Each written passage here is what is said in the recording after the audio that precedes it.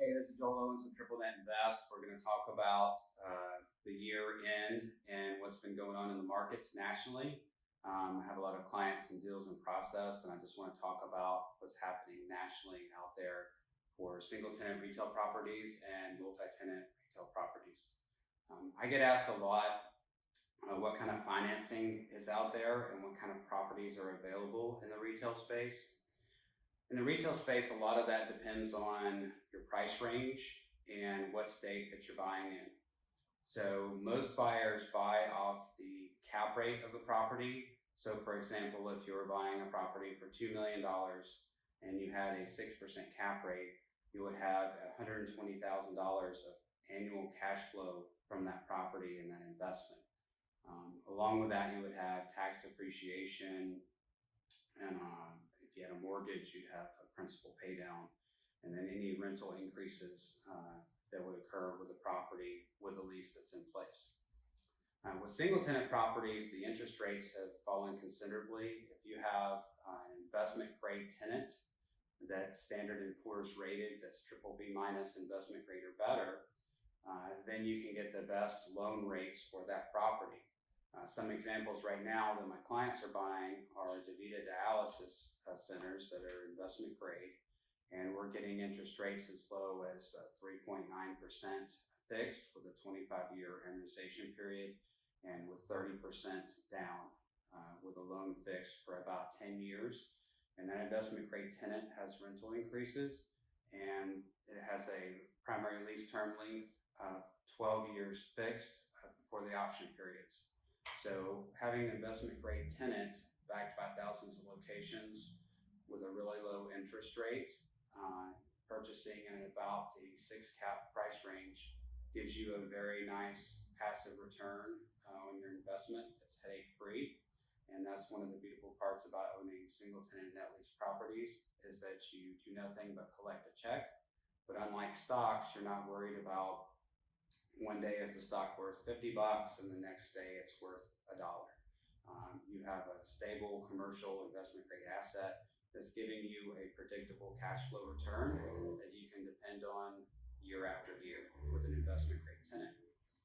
Now with retail centers, the cap rate that you can get depends on the price range that you're buying in. So if you're buying a $3 million retail center, typically there's a big buyer pool for those, and most of those are all cash sales. There's some financing. So with that comes cap rate compression.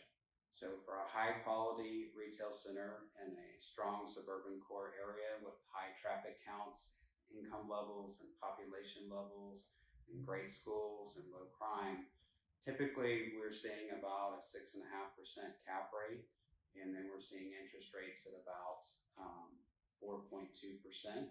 So that gives us 200 basis points of profit and return between the interest rate and the cap rate on the property. And these are for strong regional to national credit tenants that are in the retail shopping center. And it gives you mostly a passive return. The retail center, you have management that's in place, a commercial retail property management company, but with a national tenant mix for that retail center, you're maybe talking to the property manager maybe once a month.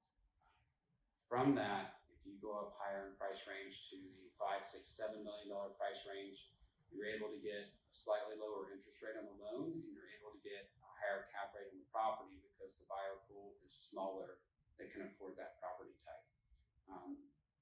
There's also strategies such as value add retail, where you can buy a property with just a few years left on the lease for a higher cap rate and then renegotiate with that tenant to extend the lease further, or you can put a brand new tenant in that space and create new long-term value with that property.